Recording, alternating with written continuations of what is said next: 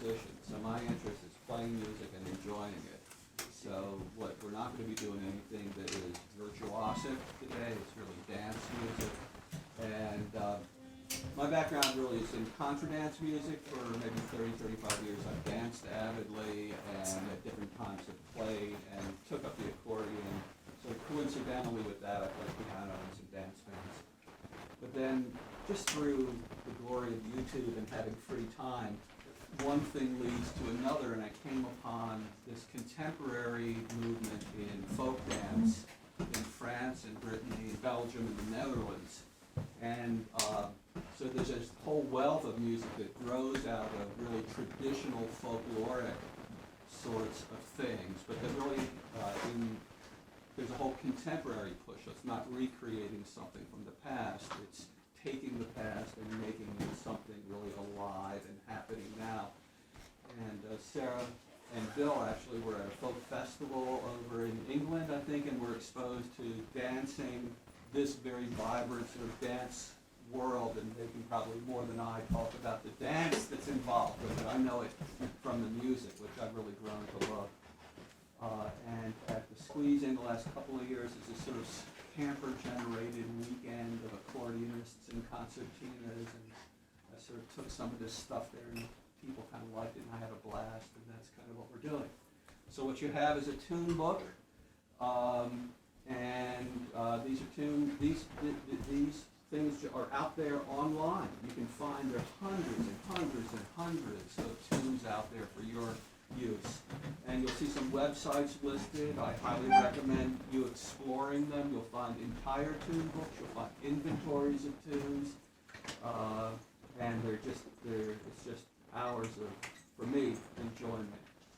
So why don't we go ahead and get started? We'll play through some stuff. I'll talk a little bit about the dance, and maybe those who actually danced it can give us a few tips about how to make the thing work. So why don't we start actually at the beginning on page 1, and we'll take a look at a bourrée.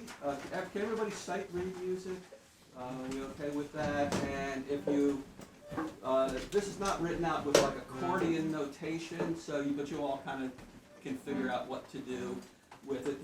A bourrée is a very strong rhythmic dance. They're usually either in 3/8 time or 2/4 time, I believe, 4/4, 2/4, or 3/8. And there's a lot of emphasis on the first beat. I think it's bum, bum, bum, bum, bum, bum. A lot of emphasis there, so you can really punctuate that. You can play them at lightning speed, but we don't have to. And so we're going to start with the top one. The notes are pretty simple. You'll note that that there is an E flat, which is sort of not necessarily in the key of G, but it gives you a nice sort of a nice feel. And this is written out as much dance music, A, A, B, B. So the A part you repeat, so each section repeats, and then you come back to the top. And in the B part, you'll see that if you want, you can sort of, as you're doing with, I guess right or left hand, there's a descending bass line. So when you see the C minor / B, people know what that means.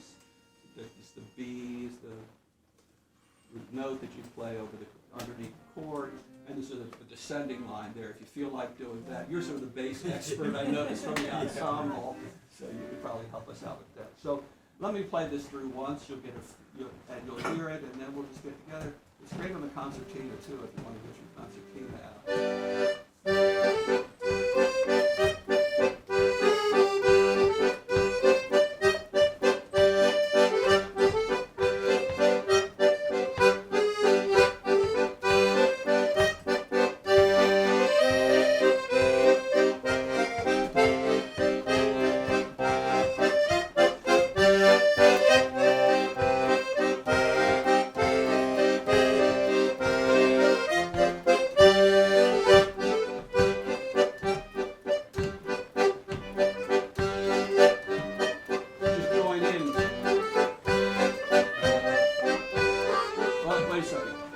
Too fast because we're just sight reading. We want to take it a tad. Take it once through. We'll take it through once through a tad slower. People get a feel for it, and then the second time through, if things are sounding good, we'll pick up the beat and go with it. So.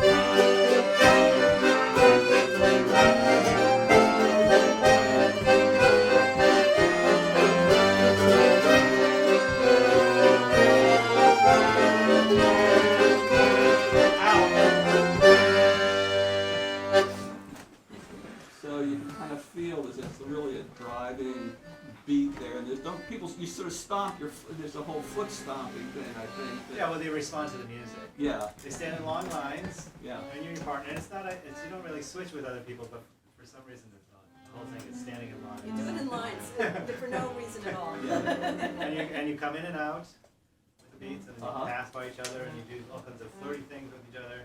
You know, there's the standard thing that you're supposed to do, and then you're supposed to mess with what the standard thing is. It's like music.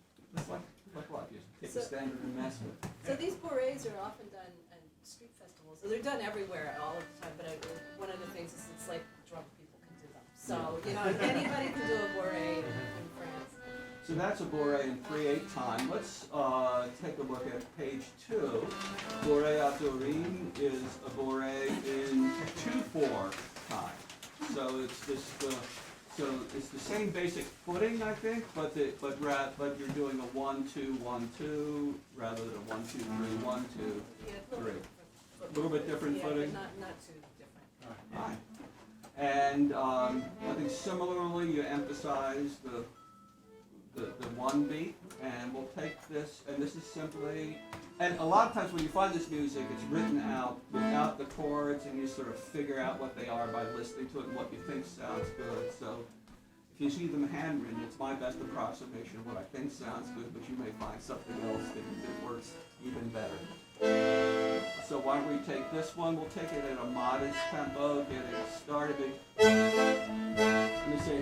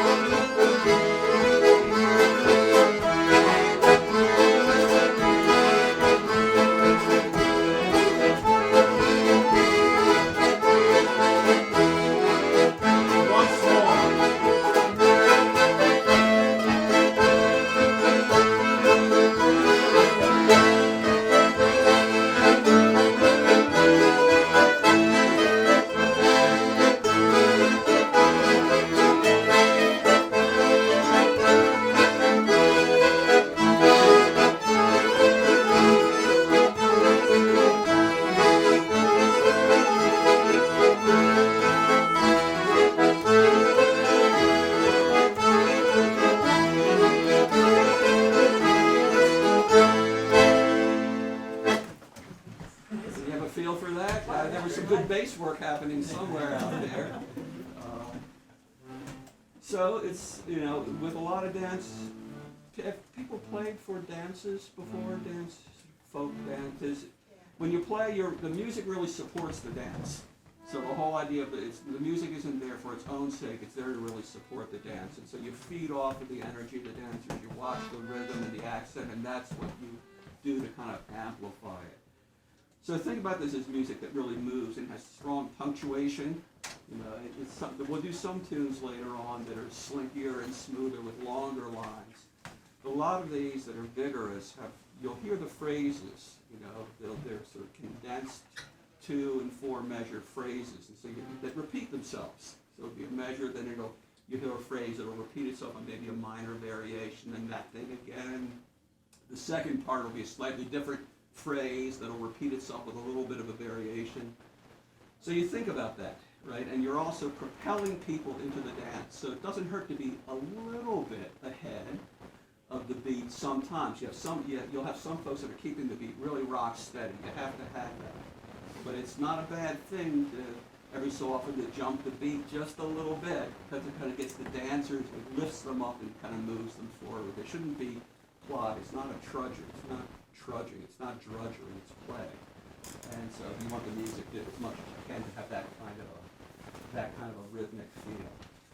So we'll come back to some bourrées later. Let's take a look at. Let's go to some traditional tunes from Brittany, or traditional forms. The andro, which I don't know much about the dance other than it's a circle of people and you link pinkies and you shuffle along and move your arms. And that's pretty much it. Yeah, and it has this very cool primitive thing, so you can imagine yourself around a campfire out in the middle of the woods with, you know, eating wild boar or whatever the hell you find out there, I don't know. Or wild boars, maybe, you know. I think it had a function, to, before they were going to put a building on a piece of ground. Oh, really? Flatten the ground somehow. Okay. Have a 10-hour dance. And just to kind of tamp Yeah, everything it's just down? like 2 steps forward, 1 step back, 2 steps forward, and you have several hundred people connected. Okay. And often these dances will spiral, so it's not just a circle, but you're spiraling in, That's you're right. spiraling back out again. So if the Amish dance, this is what they do Yeah. before they Yeah, raise the exactly. bar, and kind of like that. So why don't we go to page 8, and and we'll do the one at the bottom. And I want to sort of talk a little bit about how this is notated. You have 2 tunes here. They're both andros. They're both traditional. They're from Brittany.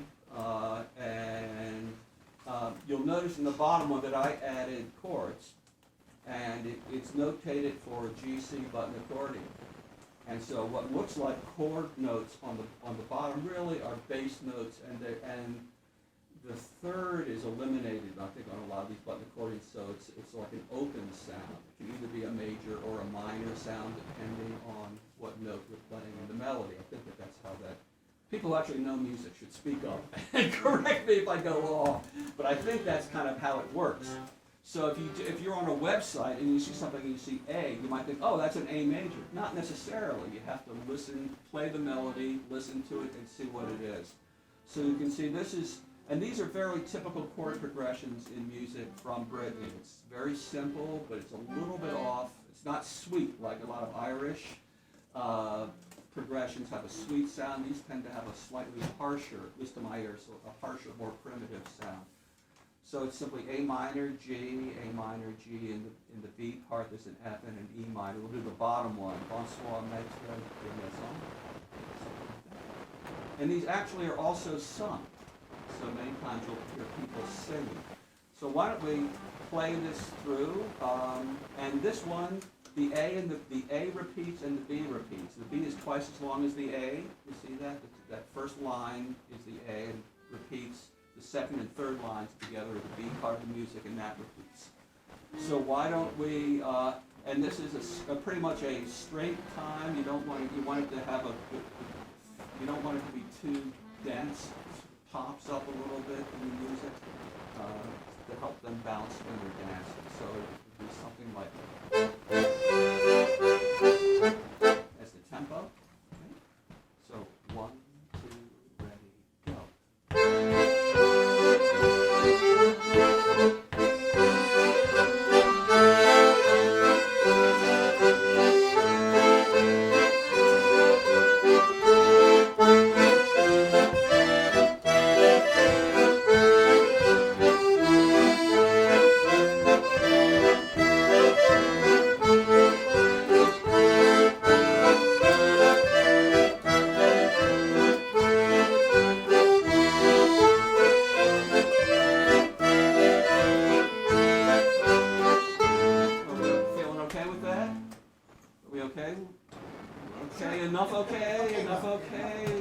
Okay to take it up just a little bit on the tempo.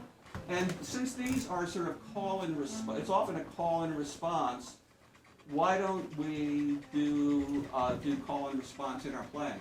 Okay, alternate lines. So the front row will be voice A, the back row will be voice B.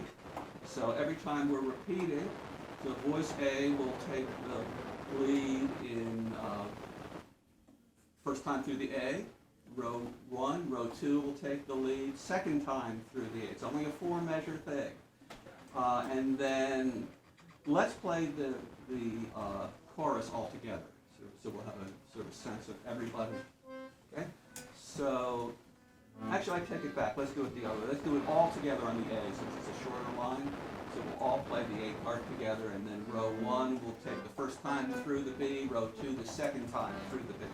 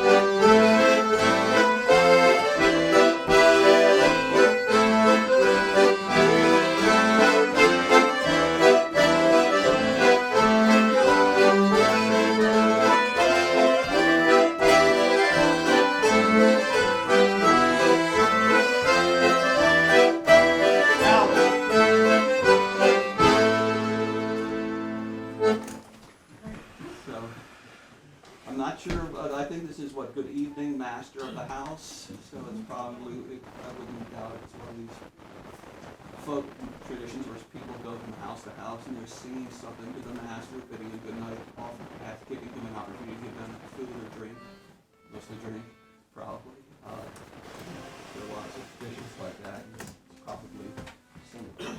So, the Andro Guerre, Pontat Guerre Van Vent, we're not going to do that right now, but if you take this home, you can sort of take a look at how the chords fleshed out in the bottom tune, and you can sort of see what you want to do with the top tune to make the chords match up there as well.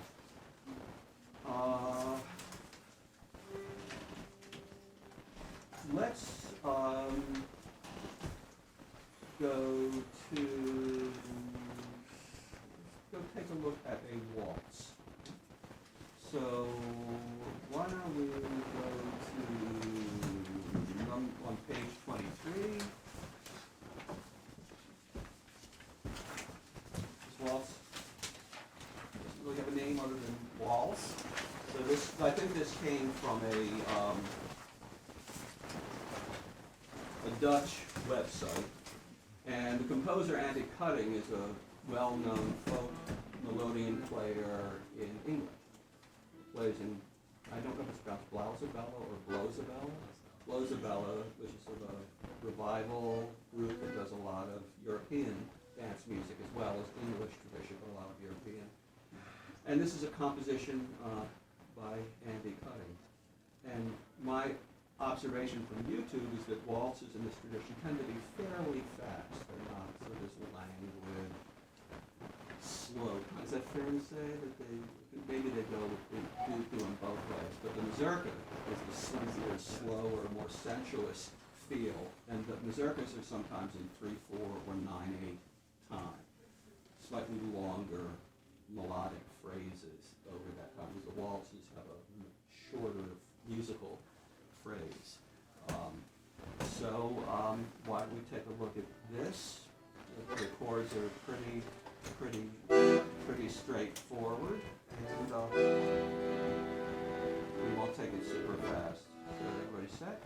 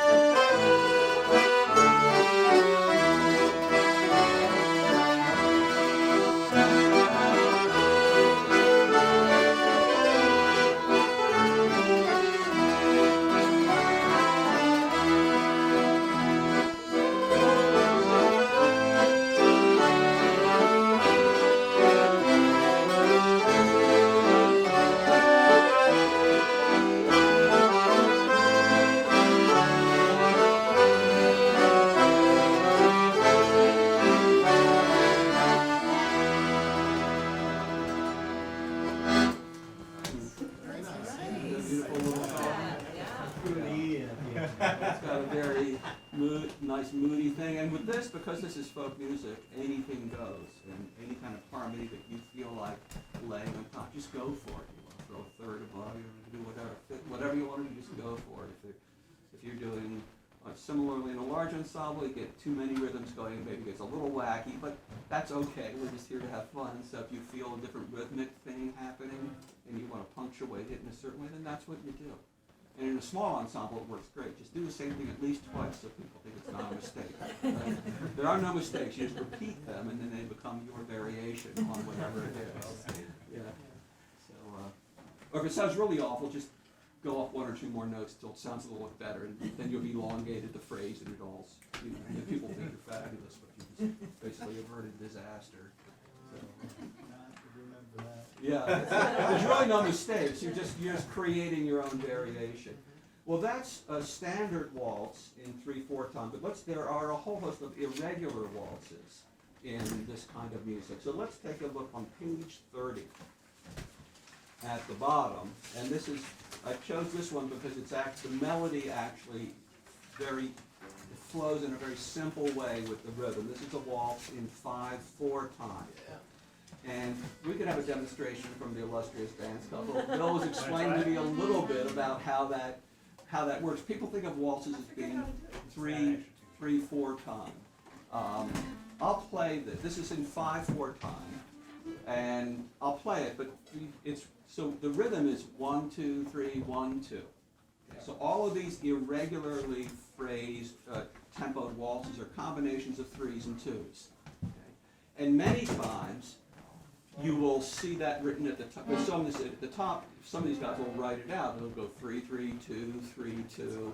The top, that would be like that 9 and 4. That'd be like a 13 8. I mean, you'll see these weird signatures, and so you have to kind of listen to the music a little bit to hear the phrase of the music, and that helps you. It's a very pulsing kind of phrase. It's not in straight blocks. So I'll do this, and we'll have a little dance. It's been a while since I've done this, so I'm not even. Okay. Well, this is the folk tradition. They're going to pretend that they're doing a 5/4 waltz, and we'll be impressed because we don't know any different. If we can find one, we're in good luck. Okay. So I'll play this through, and we'll see.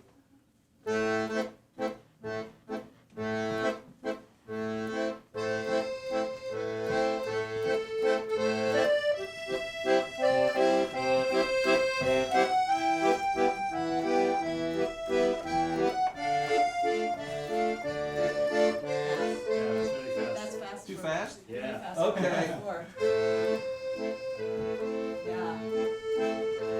This is the right way.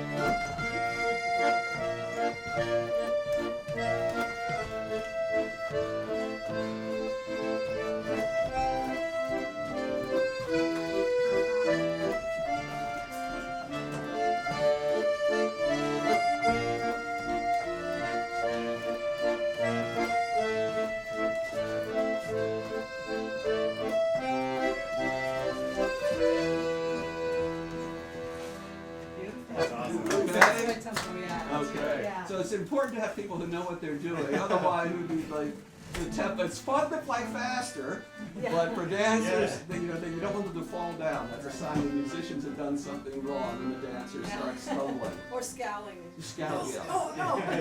And so this really is an this style of music goes by several names, and there are folk festivals and public dances all over the place. In France, the longer-term tradition is bal folk, is for French folk tradition music. All of these forms are found in that tradition. And in Brittany, fest-noz, F-E-S-T-N-O-Z, is the term in Breton for a folk dance I'm not sure exactly what it literally translates, but it's an evening of traditional dance, almost like an American contra dance, a barn dance. People just show up and do it, and there's a band, and it's not a fancy thing. People don't wear those funny little hats. It's not a recreation of a historic era. It's a contemporary social dance using the traditional forms.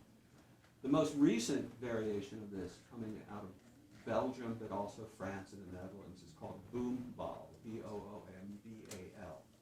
And if you Google that phrase, you'd find lots of stuff out there. And as I understand, that began about maybe 8 or 9, 10 years ago.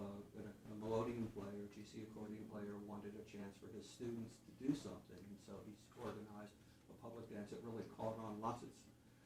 For me, everybody's a young person, but you look at them, these are lots of young people, sort of college, post-collegiate, from their late teens up through their early 30s, appears to be a lot of the core of the dance group. It's very improvisational, and there are bands that sort of get together and play, and they add to the instrumentation. The traditional instrumentation tends to be button accordion, sometimes a piano accordion, hurdy-gurdy, small bagpipes, and a violin. But you'll see saxophones, the regular saxophones. What are the long, skinny ones? Is that an alto? Soprano. Soprano sax, you'll see those. All kinds of, there's drum kits. People do like hand drums and full drum kits. Just all kinds of instruments. Flutes, bombars. Bombars is reedy, primitive, great sounding instrument that's out there. This particular tune is written by a group fellows in a group from Austria, but he's part of this scene. This Hucknabel is that tune. So why don't we all play Hucknabel? And people sort of heard what I was doing with the rhythm. It's 1, 2, 3, 1, 2, 1, 2, 3, 1, 2. That's the basic rhythm here. And the melody is written out directly that way, right? So this makes it a fairly straightforward introduction.